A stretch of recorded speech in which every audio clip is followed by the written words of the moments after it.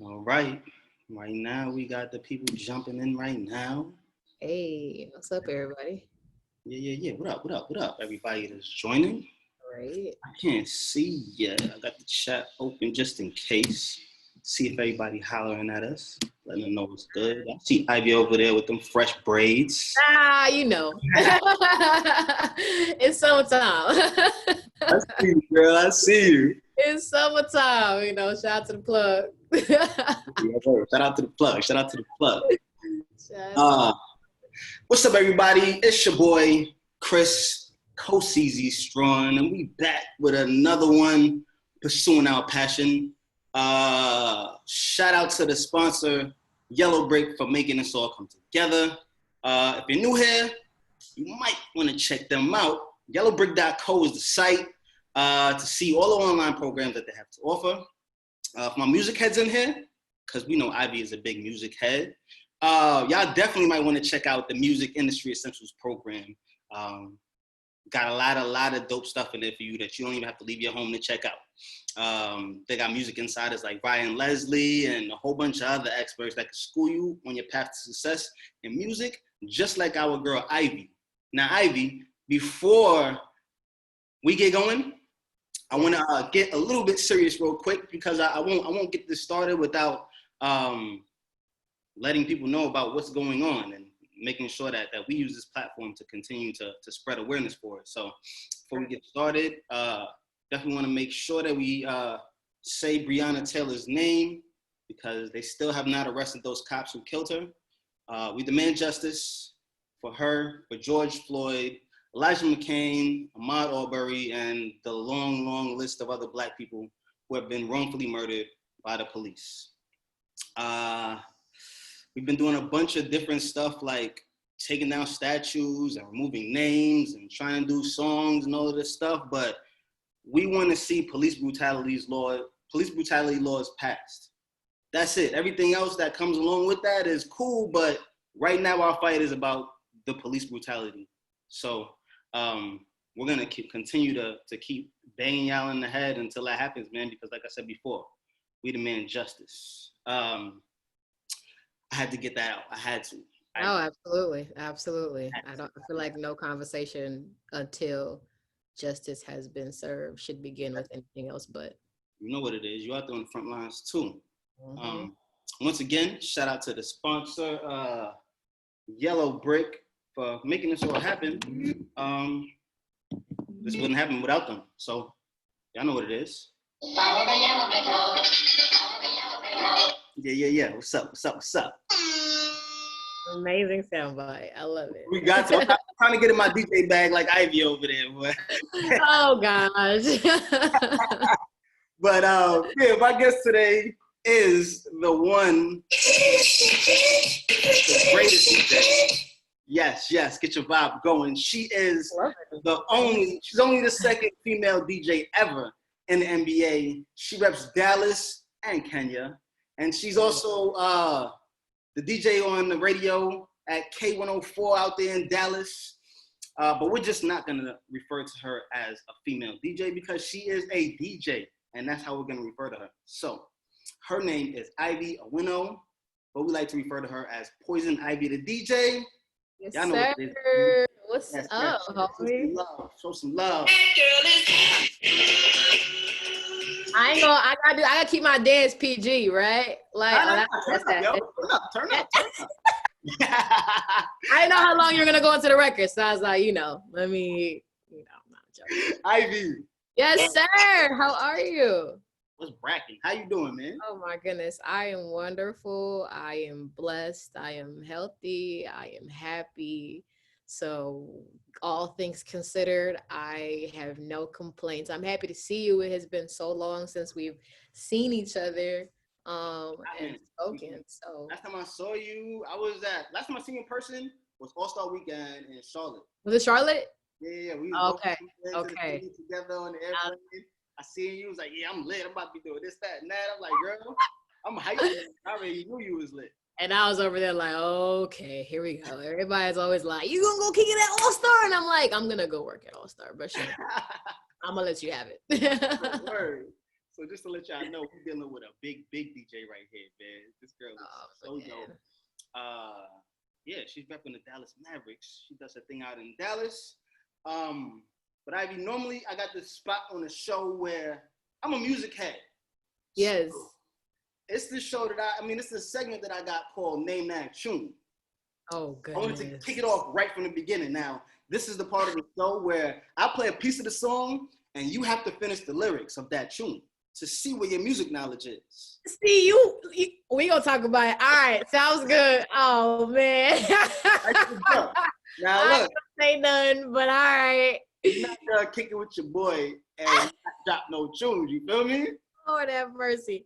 I gotta finish the lyrics. I can't just name the song or the artist. I gotta finish the lyrics. These lyrics. You play music all day, every day. You better know it.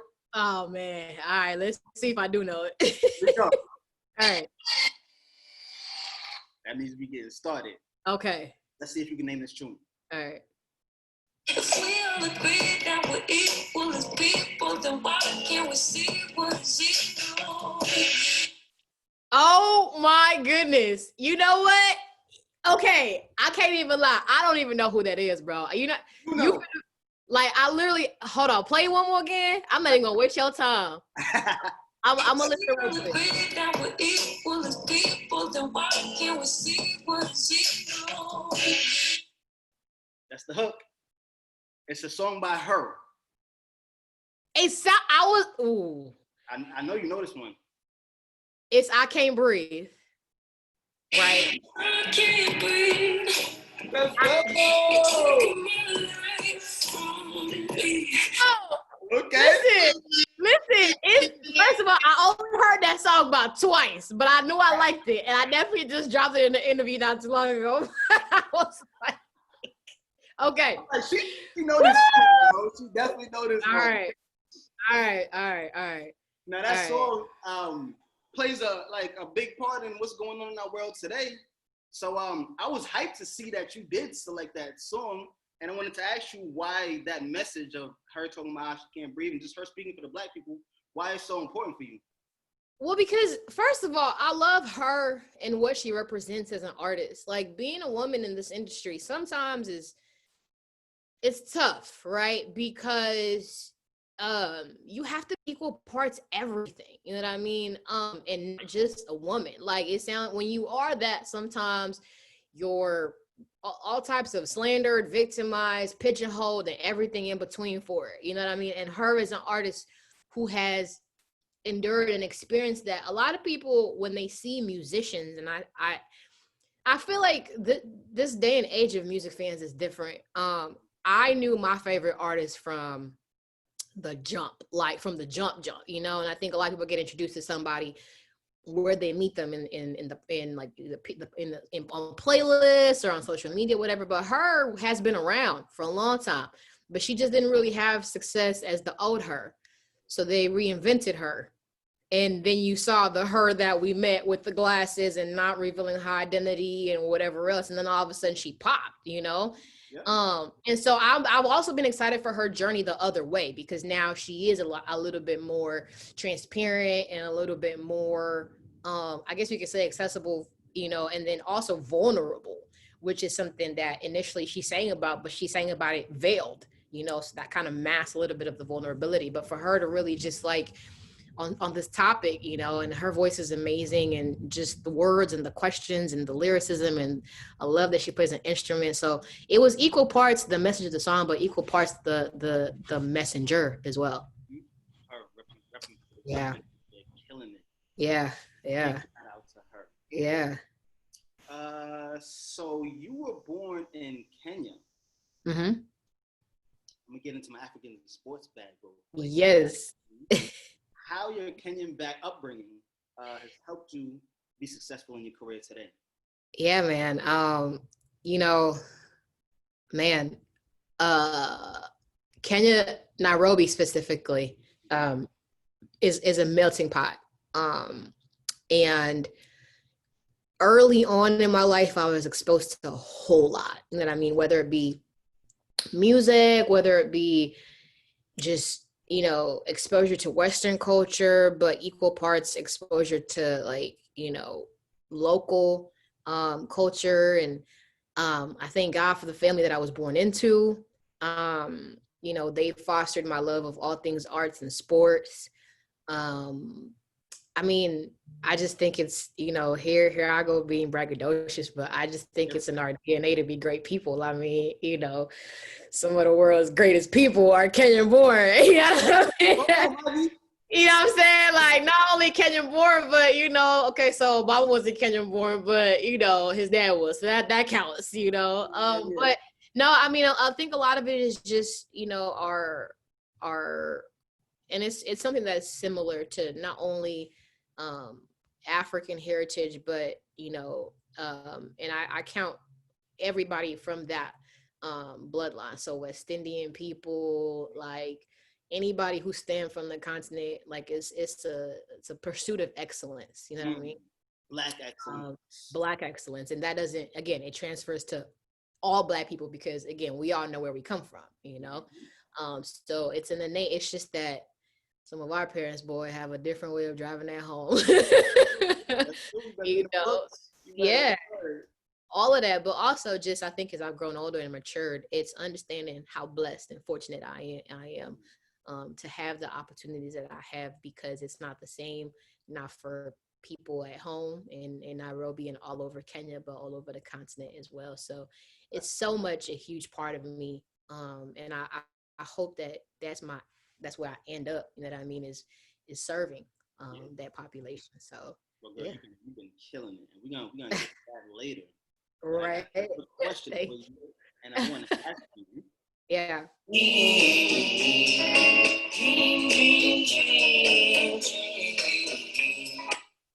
What was your dream? You feel me? You feel me?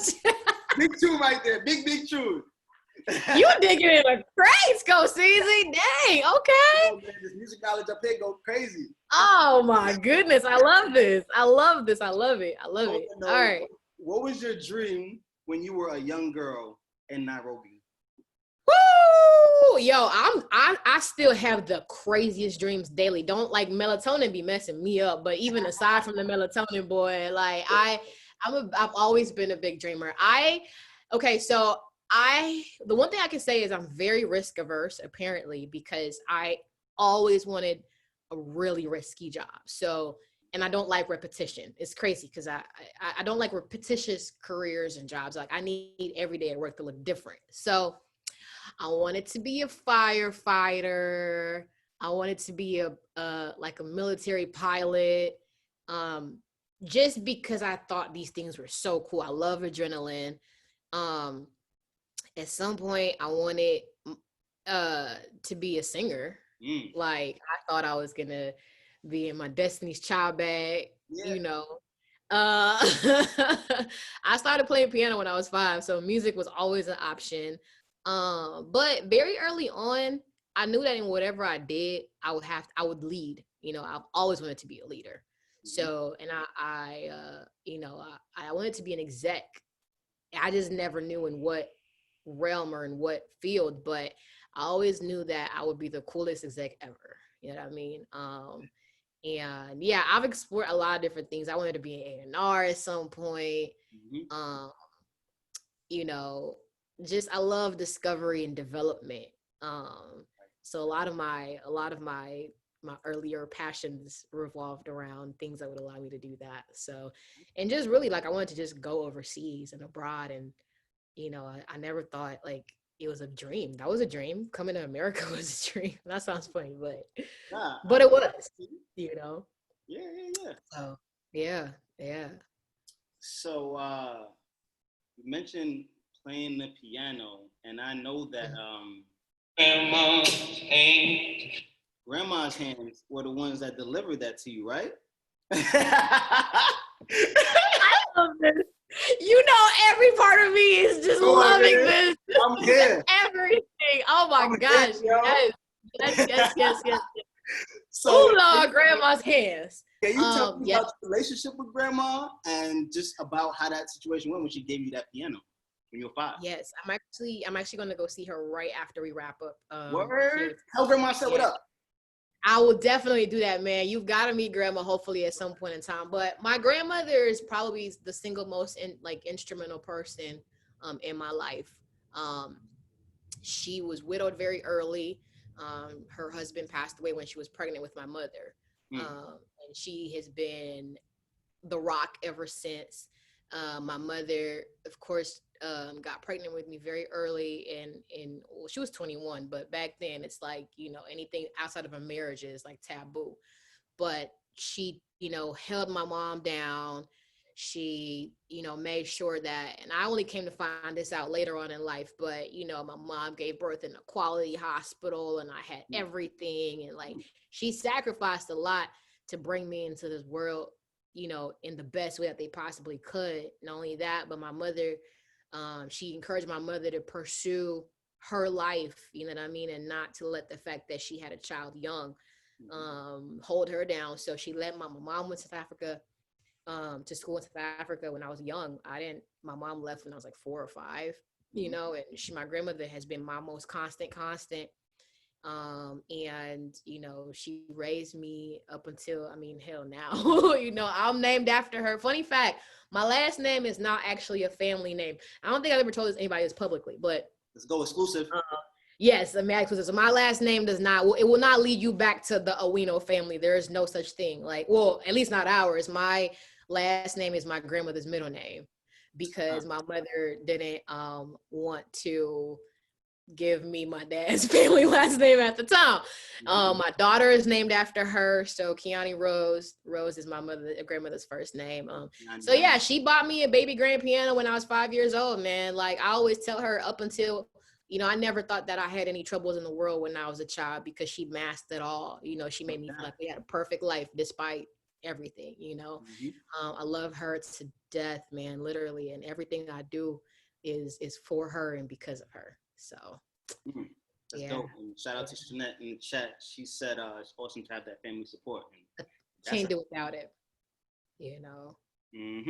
So, at 9. To America. And you come to Dallas. Yo, yes. And here's another funny story that only just got published yesterday for the first time. We were supposed to come when I was like 7 or 8, but my first visa got denied. My grandmother's got accepted, mine got denied. So a lot of people always wonder why I feel so strongly about immigration issues and immigration reform and a bunch of other stuff pertaining to immigration. Is because I've seen what doing it the right way looks like and feels like and all of that, and it still didn't work, So anyway, I told my friends that I wasn't gonna be going back to school, only to show up at school on the first day of school. Oh man, because folks ain't had no visa. I was like, yo, I'm here right now. I thought you were supposed to be in like Texas. Yo, let me tell you, when my mama had written me a letter, and she was like, back when folks were still writing letters, and she was like, don't say anything. You never say anything until the deal is done. I learned my lesson early, right? But yeah, so my mother's brothers had moved to Dallas in the late 80s. So she had joined them in what was it, like 97? Yeah, 97, 96 or 95, something like that. And so finally got through the paperwork, got approved, and it was time. So we flew in literally December 31st, 1999. Now, I don't know if y'all remember, but that was Y2K. And my little 9-year-old self, all I thought was, you know what? If the world ends, at least it's going to end and I'm in America. All right. So the world probably won't end there. But it was crazy. I mean, like, landing here and seeing my family, my mom in years that I hadn't seen in years. And, it's just like, I thought there was going to be like no dirt or no soil. Like, you know what I'm saying? Like just really clean and just really, all those expectations. I felt like Hollywood was supposed to be right there, even though I didn't know it was in California. Like, all those. But and so it began. So my Dallas journey began. So how did you, not speaking the language and dealing with the stereotypes of everybody thinking whatever they think about Africa, like How did you deal with that? Because as a young girl, like that could be discouraging. Like that could kind of put you down, but you didn't let that do that. No. And I mean, okay, so I grew up speaking English, Swahili, and Luo all at the same time. However, granted, it's different because, you know, you have an accent. Kids, it's the grand introduction that every new teacher gives you that does you like the worst disservice ever. Hi, friends, meet our new friend Ivy, and Ivy is from Africa. And it's like, bro, you don't gotta do all that. You don't have to do all that. You know what I'm talking about? You're making the situation. You should facts. You know what I'm saying? So, you know, it was, first of all, it was a lot because immediately, you know, you want to talk about systemic oppression. They were like, yeah, we're going to get her started in ESL. And my uncle had told my mom, like, ahead of time, like, that's the first thing you have to make sure they don't do. English is not my second language, you know what I mean? All three of those languages are my first language. So don't allow them to start placing these labels and whatever on her. That was one. So moms was in there like, no. So I went into regular class, and, you know, the kids are innocent. Their ignorance is innocent. Okay. And a lot of it was, you know, how did you get here? And did you live in a hut? And whatever other questions. And, you know, my mom started teaching me, you know, small defense mechanisms and coping, not defense, but coping, you know, make them laugh about it, but also use it to educate, you know, those who are willing to be educated. Those who are poking fun at you, then you just let them, you know, can continue. But it was cool. I mean, I went to a predominantly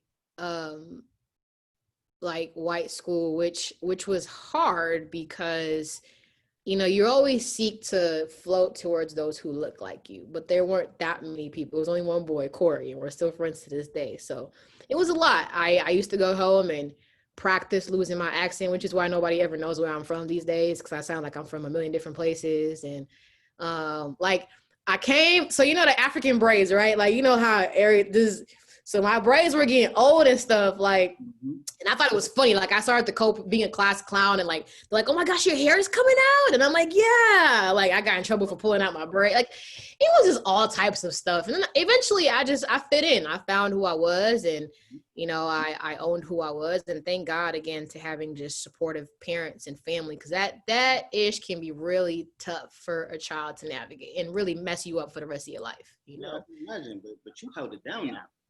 And not only did you hold it down, but you were in the basketball world, and you was the ball kid for the Dallas Mavericks. Yeah, man. Life got really cool at about 12. Like, I remember we used to, you know how they used to have cable with the satellite dishes and stuff? Yeah, and depending on how your neighbor positioned their satellite dish, you would get their signals too. Yep. Because we have cable, so like I remember watching UPN 21 one day, and there was a commercial about hoop camp, and all I remember is hearing like, and the ball kids will be chosen from this, and that was my only motivation to go to hoop camp. It was not basketball. I want to make this clear. Never wanted to be a hooper at any point in my life, right? So I went. It was cool. You know, I did what I had to do. Then it came time to apply for being a ball kid, and the age cutoff was 13. And here goes classic Ivy.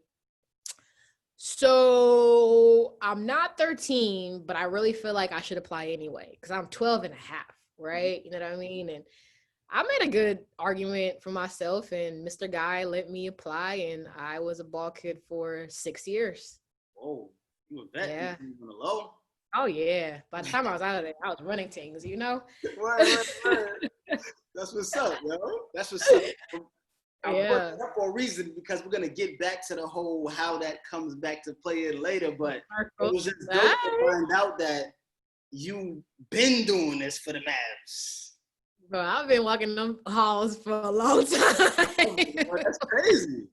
That's crazy. So, grow up a little bit. Yeah. You, like me, share a love for bringing people together and controlling the vibe through music. We love music. So I want you to tell me, you feel me? I know you feel me over there. Hey, You gonna have to listen. I don't know if it's the Knicks or the Warriors. I don't know what we're gonna have to do. We're gonna have to get you a sound directing job because you're killing the game right now. I let them, and it's either or. You name it, Knicks, Warriors, Nets, you name it. I'm with it. But you had the sounds all crazy at Marquette, and people used to come through to your spot.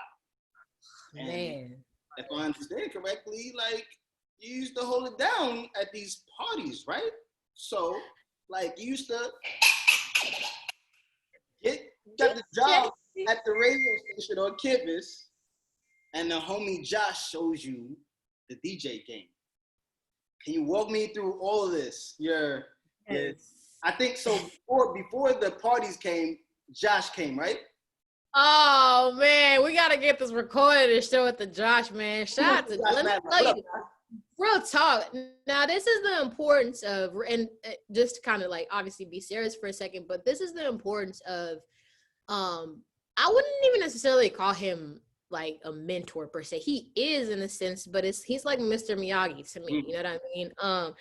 And when you love your craft so much, I think that you're responsible for finding somebody else to plant that seed in, so that seed can continue to grow. And hopefully through that action, they'll pay it forward and it'll be a ceaseless act. Josh, on top of being my frat brother, on top of just being a cool DJ in the city who was killing the game, really, really loves DJing. Like that's his thing, and then look at me now, you know what I mean? So I used to I was the only child for a long time. My first sibling wasn't born until I was 16. So every room I ever had was the gathering spot, like from the jump. And it's always been that way my whole life.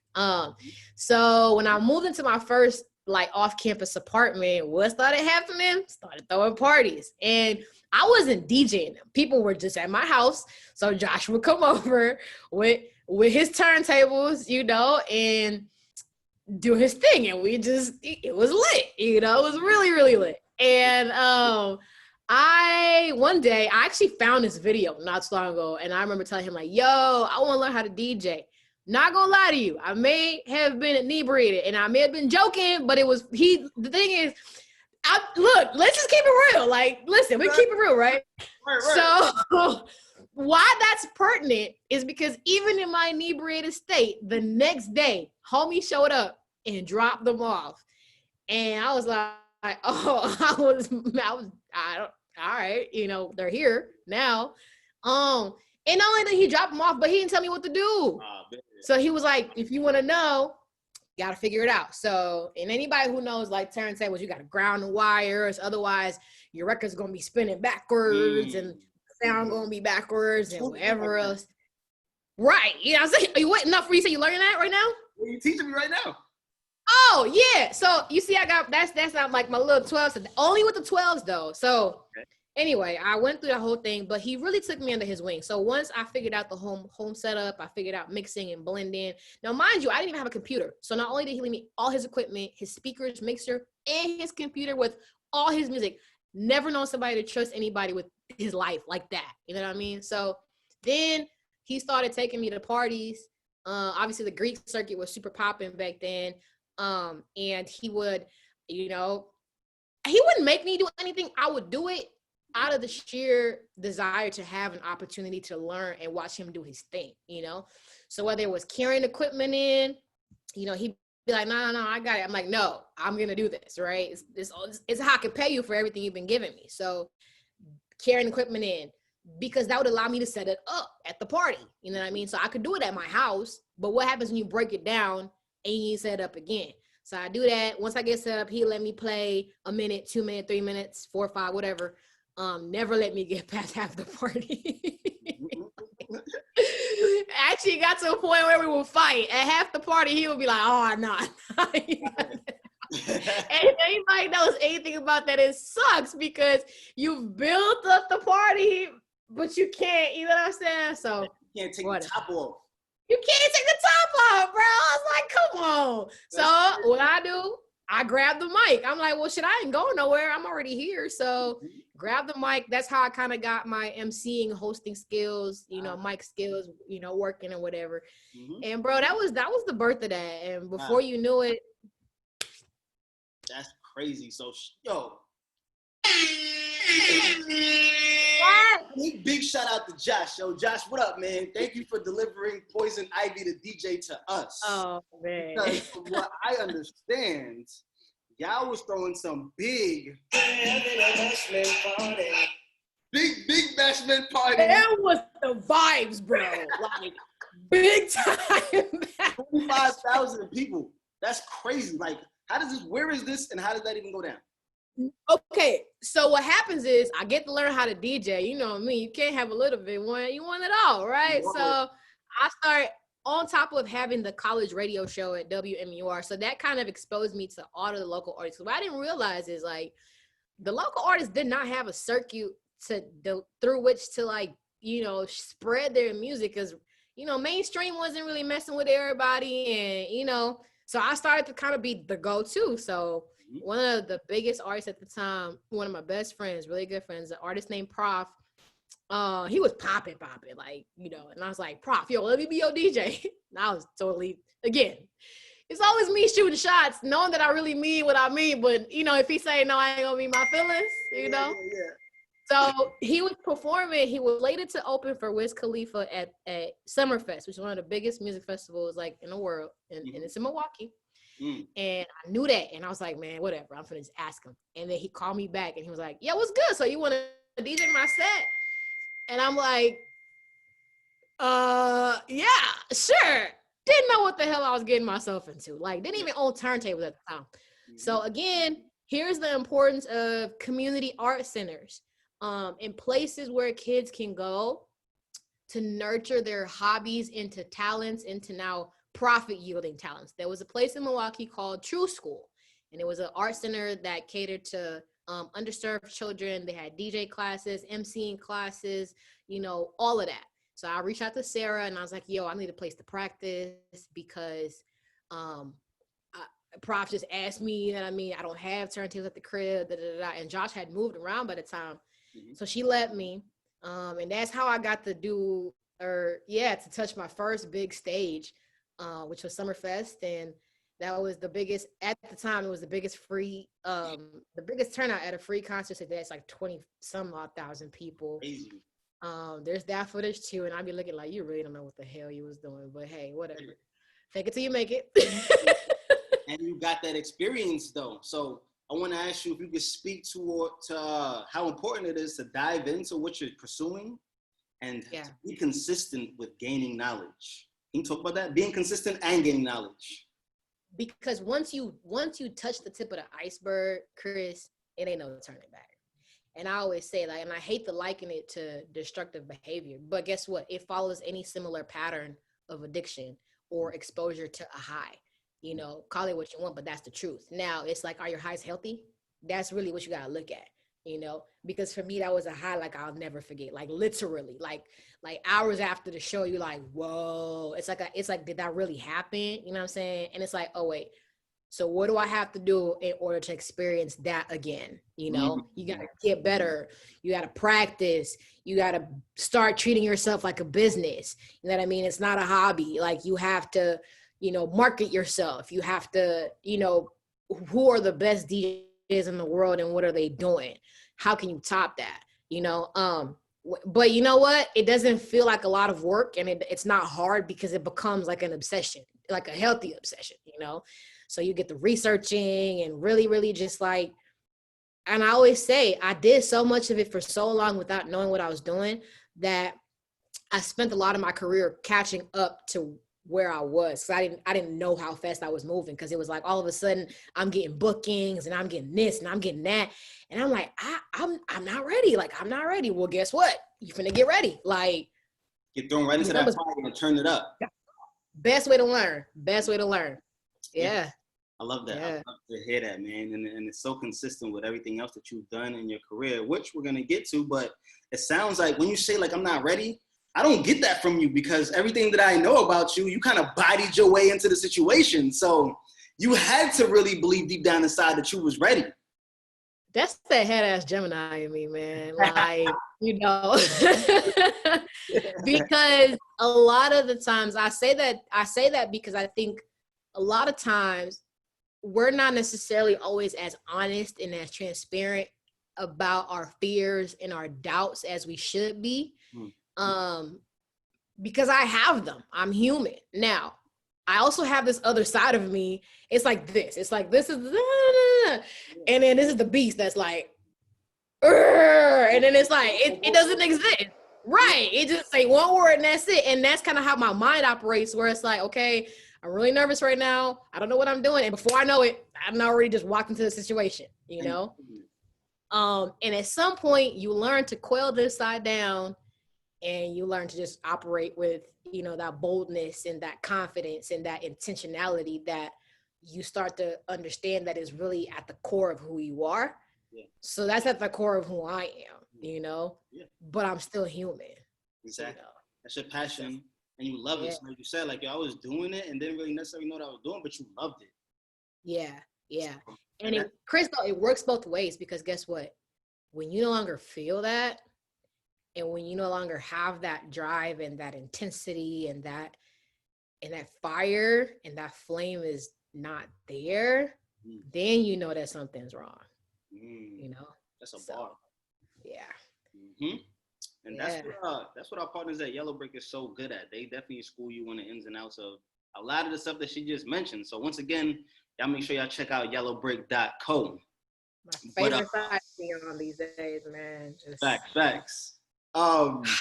So that hustler's mentality got you to Skylar Diggins with the riffs. Skylar Diggins put you down as the DJ for her camp. And now every time I hear people speak about their journey, there's always this point where the hard work and the determination met the opportunity. Can you tell me about this whole situation with Skylar and how that got started? I was just thinking about this yesterday, honestly, because I've been in an extremely reflective mood lately. And I also was thinking about, again, how some people have been so selfless and have given opportunity, not knowing that, like, you've got to allow God to use you. I'm sorry. So here's where we don't. No, I'm not sorry, but this is where we go into like that spiritual part. Yeah, so I was just thinking about. I said I wish I had more organs so I can get going for you. Oh, so you get yes. Insert charge chords here. But in all honesty, like, how this happened, and again, I don't think I've ever publicly told this story either. Another exclusive. So I was doing a lot of street team work for record labels as well on the side. And I was in a lot of different listservs in the Chicago area.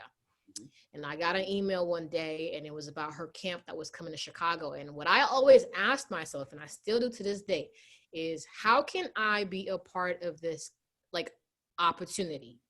Is it authentic? Does it make sense? And if so, how can I contribute or be a part?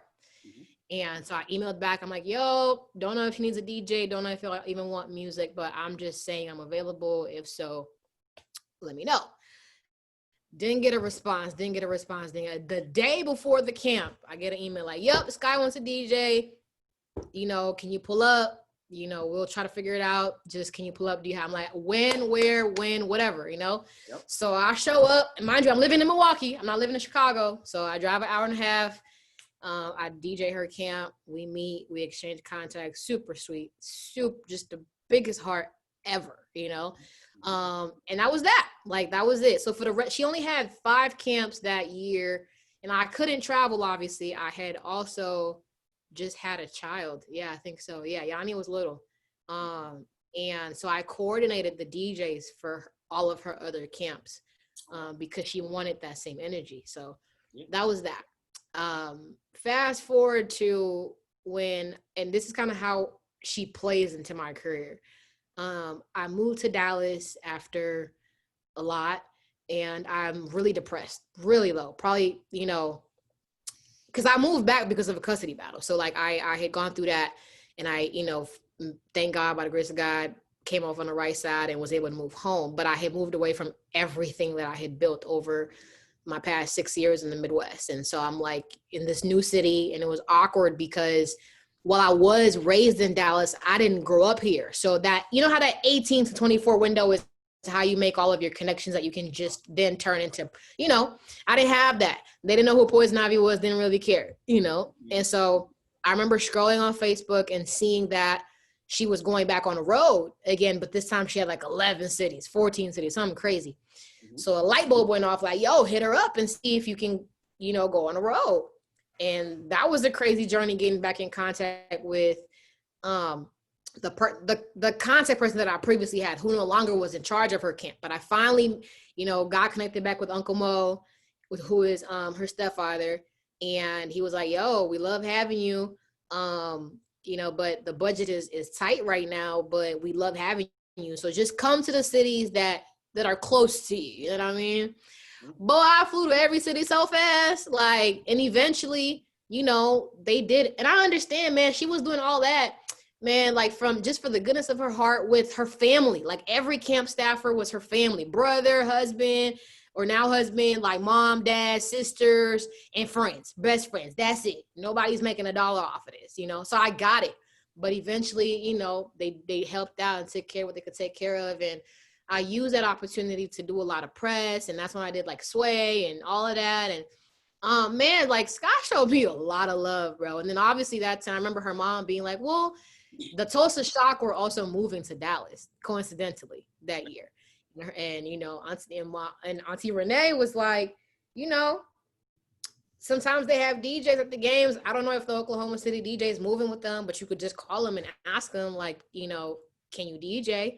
And so that's how I ended up with the Wings. And I always tell her, she doesn't like it when I say it, but like, you know, truth be told, like my life would be so different without meeting Dig. So I pray I can be half of, you know, give that opportunity and pay it forward somebody else, you know, but yeah.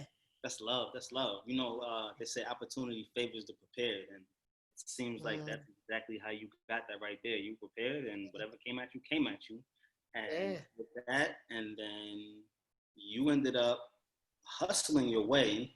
I'm a hustler.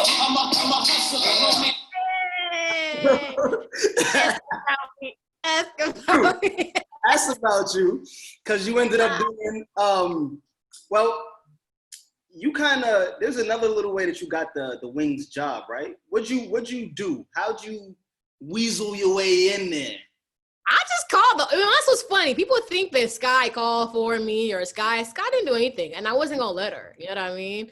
Her allowing me to tag myself onto her camp was all I needed, and that's the thing. Like a lot of us just think that you're gonna just hop an opportunity, and the opportunity is just gonna ride. No, it's not how that goes. You got to fuel opportunity. You know. And so I called the office. I sent the emails. Granted, yes, you know, I was like, this is what I do, but I want, you know, it wasn't like. I in those instances, it wasn't like a name drop, but it was like, if you need a reference, you know, yada, yada, yada. Yep. And that was also a process, because I had to, you know, and allow me to backtrack real quick, because a lot of people, I don't know if you know this, but when I was in Milwaukee, right before I left Milwaukee, I auditioned to be the Milwaukee Bucks DJ. Ooh, I didn't know that. Yes, and so I'm just giving you all the gems that nobody had, because I it's a lot of things I clearly never get to talk about, but I did, and that was what initially clued me into like sports sound strategy as a thing. And a friend of mine was like, because at the time I was going back and forth with whether I was going to live in Milwaukee or not, so I ended up, you know, auditioning. My computer died in the middle of the audition. I had no idea what I was doing. Like, it was crazy, but it was funny because at the end of that, I remember them saying like, don't even feel bad, because guess what? That's a real life possibility at a game. And now we know how you would be able to handle it. You know? I downloaded like the NBA 2K sound packs, and what they did was they lowered the center hung, and they played a silent game, and you had to play the sounds for the silent game. And I was like, what? And I wasn't even using the right software or anything. I was just using like, you know, my DJ controller or whatever. So that's kind of how I first got clued into like that being a real thing. Granted, you know, I didn't end up getting it, but that comes full circle too. Yep. So when I got to Dallas, like I had that exposure. So I just kind of transferred it, into, at first they said it was going to be a test. I had one event to test with the Wings and then ended up staying with them for a season and a half. So yeah. Then you hustled your way, doing something a little similar with the email situation. And you did that with the Mavericks. And you come full circle because you were a ball girl back in the day, like we said earlier. Mm-hmm. What did you tell them to convince them that you were the perfect fit for the job? Okay, so because I'm just full of lessons, right? Here's the importance of the company that you keep. So I had a friend named Abel who had known me since I was very young, and Abel knew that I was wild about the Mavericks. Anybody who knows me, like, in high school will tell you I have always been, and that doesn't even get talked about a lot, but I have been a diehard Mavericks fan. Like my class ring has MFFL engraved on the inside. My senior blazer has Ivy MFFL Owino on the collar. So like that was just me. And he was like, yo, like I don't see why you shouldn't just like email them and ask them if you could shadow their DJ. He was like, what does it hurt? Like you're already in the in the family, so just do it. So I look it up because the internet and Google is a wonderful resource, everybody. And I found out who the CMO is, or who I thought was the closest contact to the position. Mm-hmm. And it was a name that I was familiar with, she was a PR intern at the time that I was a ball girl. Mm-hmm. So she, actually I don't even know if I emailed her because of her position. I think I just emailed her because she would know who I was, just if I'm being real. Yeah. And she responded and she was like, no, right now everything's filled and we don't have an opportunity, but I'll keep you in mind. And I was like, all right, cool. So, 2 months later, I get a text from my then supervisor at the Wings, who was like, hey, it seems like the Mavs may be interested in you. Do you mind if I pass along your info? But what I didn't know at the time was he was being assisted in game directing by somebody who worked for the Legends, right? And so again, just know that whenever you're operating, you never know who's watching, because it wasn't Will's referral. It was Kyle, who happened to be at a conference with my now supervisor, and he happened to say, hey, our DJ just quit. Would you happen to know anybody? Right? Wow. Didn't find that out until like 2 years later. But yeah, so that's how that happened. When I went in, I met with my supervisor and Letson, and it probably is the interview that I have been the most confident for in my life. And I think a lot of that was, again, confirmation that that's where I was supposed to be. Because when they asked me that dreaded question, why should we hire you? And I thought about whether or not I should do this. I have this picture of me that I'm sure if you follow me on socials, you've seen at least once every year or once every 6 months. But it's me with the broom, with the green shirt, right? Yeah. And I took it to the interview with me. And I was like, well, because I grew up in this building and I don't know anybody who would know what this building should sound like more than me. I've been there when we lost the championship. I've been there like at the highest of highs and the lowest of lows. Granted, I wasn't there in 2011, but that's because God is waiting for me to be the DJ when we win the next championship. But that's what I did. And later, John told me, he was like, look, we wanted to hire you on the spot, but we didn't want to like rile you up that much, because he was like, that was just such a perfect like setup that how could you not, response, like you let them know, like, yo, who could really do it like me? For real. Can't do it like me. Right. Girl magic. Oh, that's that girl magic right there, real talk. Someone like you. You feel me? So you are taking the cake from my most favorite interview ever. You've taken it. Take it. I do this. But now you become the second female DJ ever in the NBA. You making history. You're a pioneer. You set a goal. Yeah. You had a plan and you stuck to it. Yeah. Here you are today. DJing at the NBA All-Star game. Yeah. You've been hitting All-Star weekend for a while. Like I said before, like I saw you there. But Chris, can I tell you a story real quick? Huh. I know I'm full of them. But there was one All-Star that I didn't get to do, which was the year that I joined the league. okay? And that was the one in New Orleans. Oh, that's my favorite one.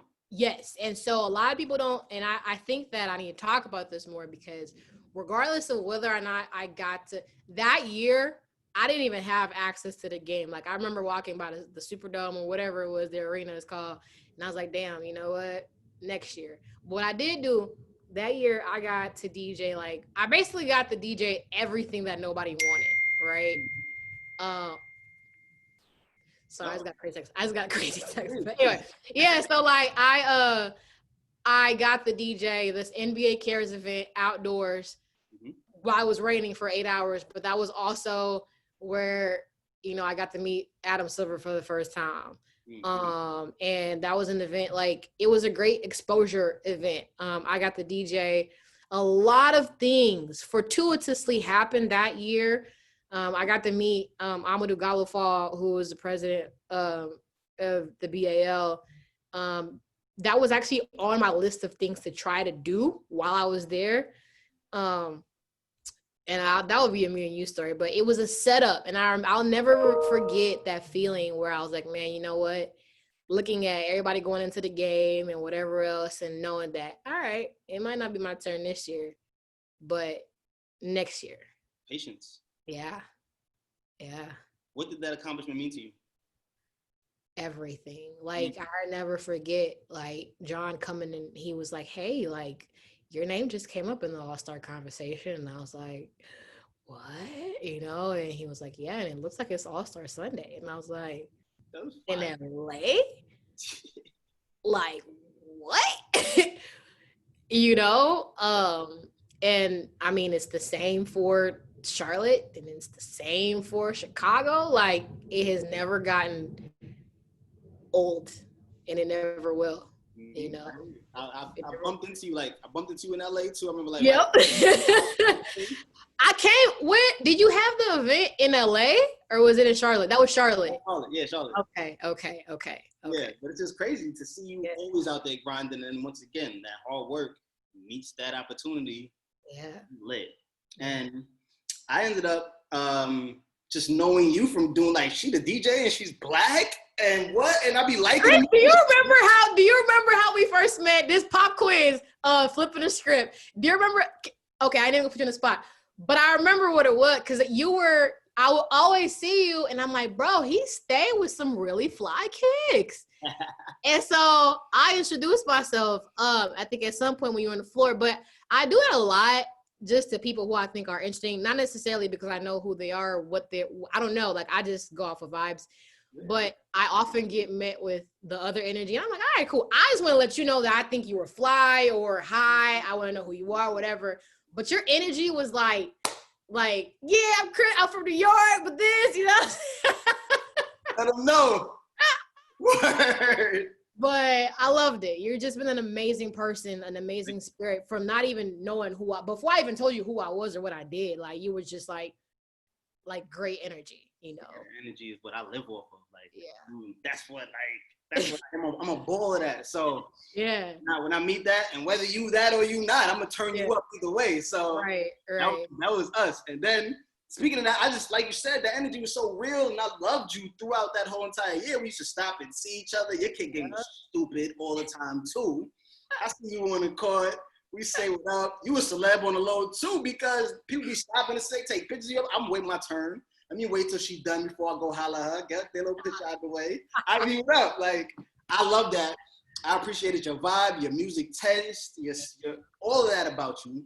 So then we end up kicking it at my event back in the fall of 2017, I want to say. I had my annual book bag drive, and this year it was out in Dallas, and Ivy had to be the DJ for my event. She came through and she did what she always does. She had the spot rocking at the sneaker store. We gave away book bags, gear, all the good stuff for the kids. We did shopping sprees, and she just provided that vibe like she'd been doing since the Marquette days. But one thing that I noticed was you brought your daughter with you. Yeah. And I see you bring your daughter to a lot of your events, and she eats it up. Can you speak on just being a role model in music, or just for anyone, for young women looking up to you? Like, How does it make you feel knowing that women are looking at you and realizing they can create their own lane in a male-dominated space? Man, it's funny. Every time somebody tells me that they met my daughter, like with me, either at work or an event or something, I have to like think back and actually think like, dang, was that a day that I wanted to bring her, or was it a day that I had to bring her? You know what I mean? And I kind of tear up or like choke up on the inside a lot because me and that little girl been through a whole heck of a lot. You know what I mean? And so a part of it is, you know, being a single mother ain't no joke. Like, and I don't say that, like, first of all, I caveat that a lot because I'm like, yes, I don't want to discredit her father because her father is ever present and active in her life. So I don't like for us to perpetuate that notion of absent fathers, especially in the Black community, if we just chose to go our separate ways. I don't think that, you know, Black men have to suffer for that. But in the sense of us being married or in a household, like, no, I do it alone here when she's with me, and then, you know, like she's with him now, you know. So it's tough though, because, you know, like, and I love my grandmother to death. I love my mother to death. They hold me all the way down. But sometimes, like, it's just not, I also don't want to like overly use them. You know what I mean? Because I use them a lot. And I don't, they probably they don't like when I say that, but I'm like, if it's an event that's family oriented, there's kids, whatever, come on, we going, you know? I think a lot of it too is I want her to see, like, I want her to see the world. I want her to see experiences. I'm pretty sure I talked to her either on the way there or on the way back about how some kids aren't fortunate enough to have mommies and daddies who can, you know, get them the best of whatever that they want, or even anything at all. You know what I mean? And so this is why we have to do this. And, you know, this is why we're giving away backpacks. And this is why, you know, mommy's there to, you know, entertain, and entertainment changes moods. And, you know, it's mommy's also there to work. So, you know, she is at that age where she thinks I'm the coolest thing ever. You are though. Pretty sure for now to her, like, you know what I mean? I'm pretty sure I want her to eat that up. One, I know there's a time she won't want me around anymore, but two, also, I want her to build a work ethic. You know, you don't get to know, like, mommy gets to stand up at work all the time. When mommy comes home and mommy says she's tired, I need to know when mommy's tired, you know? Because you're probably tired too. Or like, I just want her to be able to have a whole grasp of what my life looks like. I don't want my life to be a mystery to her. I think when you think back to us growing up, like, work, I don't know, but work was a mystery. Like, I just knew that they worked, there was money, and we were provided for. But I think that does our children a disservice. You know what I mean? Because they need to start knowing what that entails, not at 18, but at 6 and 5, or maybe even 4, you know? Yeah. So some parts necessity at times, some parts very much intentional. And now when I take her to work, she has roles, like, you know, everybody, whole team effort. Oh. Yeah. Yeah.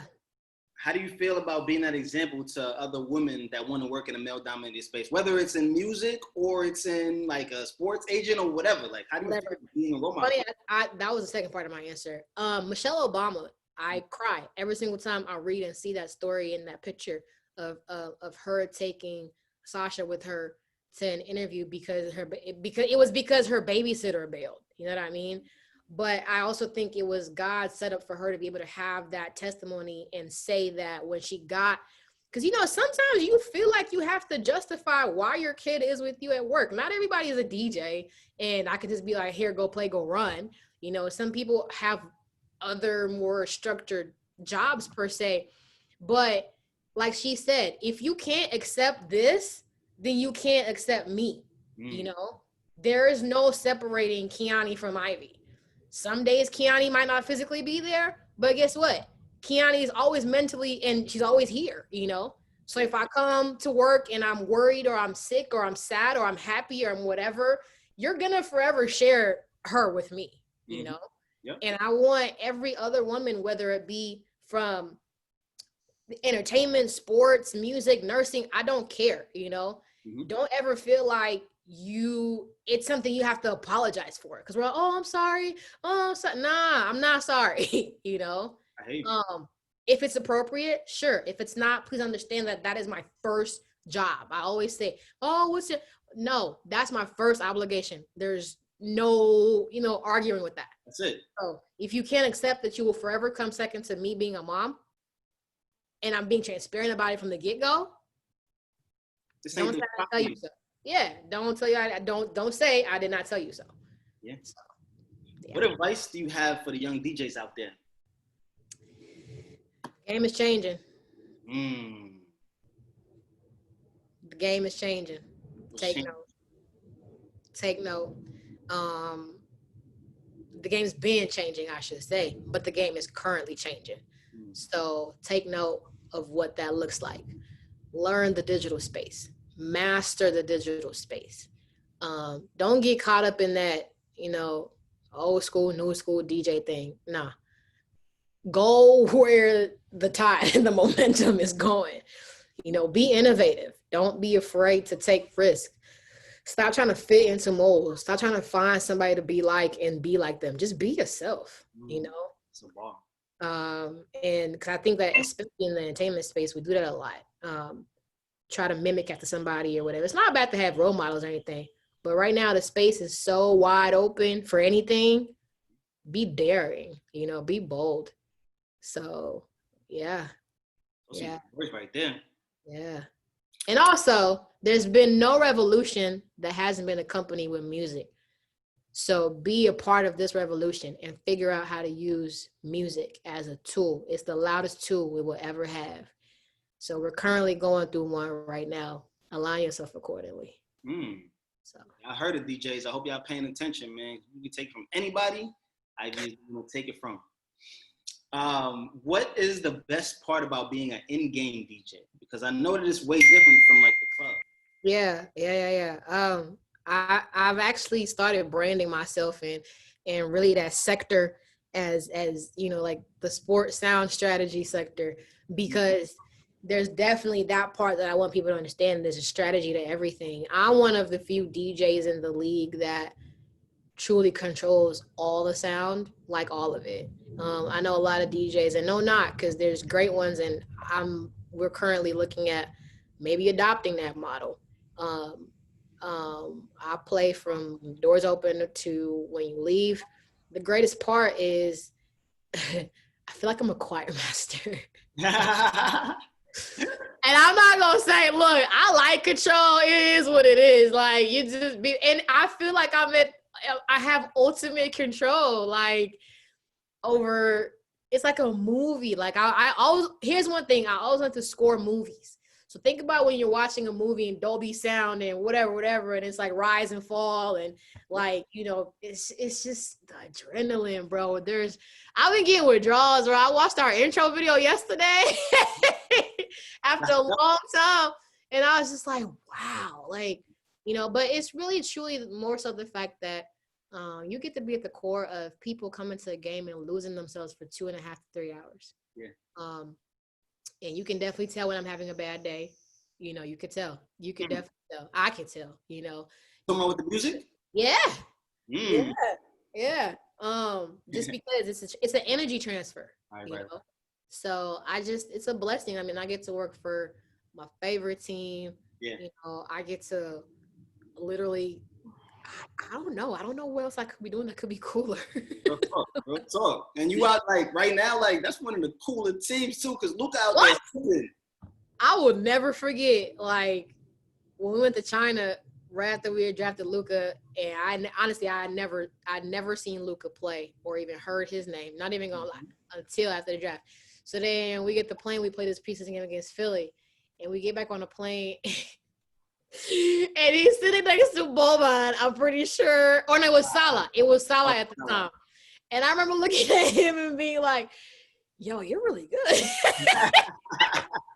He's so nice. He was like, thank you. In his head, he probably would have been like, but I say all that to say that was a glimpse of what the next God knows how many years are going to look like. And 21. That's crazy. That's crazy. I like the Mavericks in the playoffs this year. I think that they're the one of two teams that may be able to beat the Lakers. I just like how they look. I like how they looked against the Lakers this year during the regular season. I've been saying, bro, I mean, I'm biased, so it is what it is, but Yeah.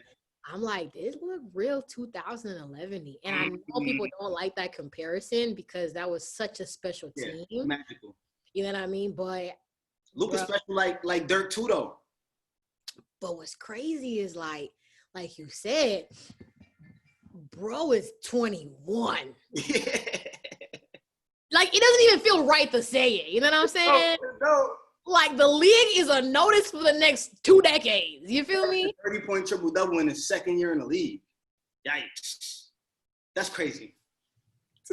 All I would say is I said all I want is one ring, but I'm here for We get a couple, we never know. That trying boy's to get my Jordan to for real, yo, for real. He the plug. Pass to the plug.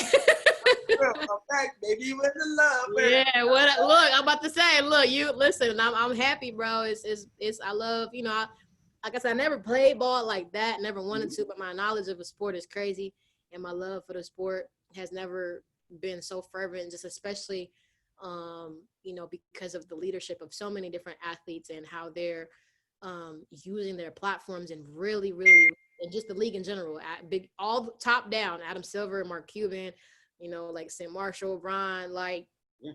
you know, the Lucas, the Dirks, the Kate, like everybody who is just adding to a piece of like the social justice conversation through sport, which is ultimately what my longer career goal is to, you know, to go back home and really talk about and hopefully help institute that social awareness and change, and a lot of that can be facilitated through investment in sport. So I love that. That's a good word right there. yeah. And before we get out of here, I got a quick African question for you. It's just how often do you get back to Nairobi? Because I know that recently you did something big at the crib. I don't know if I think that was last year, was it? Yeah. Last year, I'll be there right now. Honestly, if you want from Ms. Rona or Mr. Rona, whichever one we're gonna give him today. Like a lot. I honestly hadn't gone back when I moved here in '99. I hadn't gone back. When I went back when I was 21, that was my first time going back. And a lot of it, honestly, you know, when you're in college, is scheduling, right? So I was heavily involved in stuff my whole life. And so post-graduation, I kind of started to have a little bit more control of my own schedule and then my budget as well. Mm-hmm. And so I've been there every summer, at least once or twice a year since 2014. Okay. I love it, man. Like, and you know, just I love it. I wouldn't if I can't be anywhere else. That's where I'm always am. So, Word. yeah. Man, Yeah. I'm really hyped to see what you do moving forward, because I know you got big plans moving forward here as well as over there in Nairobi. Because I'm sure you get better as you grow each and every single year. So I'm hyped to see you do that, man. I'm loving all of your accomplishments to this point, and I know you got so much more to do. You look amazing. I can't wait to hit another Mavericks game to check you out, but I'm sure I'll see you at an All-Star Weekend if I don't. And, yeah, man, I wanna thank everybody for checking in out in the chat, showing love, and watching us do our thing. We're gonna post this video up on the Yellowbrick site as well as my Kicking It YouTube page. Before you wrap up, can I just thank you for having me? Thank you for this platform. Thank you for just being like a really good example of what it means to be able to blend, you know, interest and faith and service. Like, I think that's something that this generation so desperately needs more of. And I may have never told you this face to face, but allow me to tell you now, like, you're definitely an inspiration, like, you know, to me. And you're definitely an example. And I'm so blessed to have you not only as a friend, but as a partner in crime and, you know, a peer and all of that. And I just wish that, you know, we can continue this and be more of, you know, like spread it. You know what I mean? Up from here for sure. Yeah. So thank you. Thank you. Yellowbrick to Kicking It and all of that. Yep. Thank you for that word, man. That means a lot, and that's real. So I appreciate that. But like, iron sharpens iron, so we're gonna both continue to sharpen each other up. For sure. Thank you, and like you said, thank Yellowbrick. Y'all make sure y'all check out yellowbrick.co. Check out the Music Industry Essentials program. And yeah, man, thank you to everybody for checking us out. But before I get out of here, I want to make sure that y'all always remember that Black lives will always matter. Always and have. Sure, you're gonna drive that point home forever, forever. But until next time, Ivy, thank you once again. And I'm just putting two up, chucking up the deuce now. We out, baby. I love it. Thanks, Chris. Thank you, everybody. We out.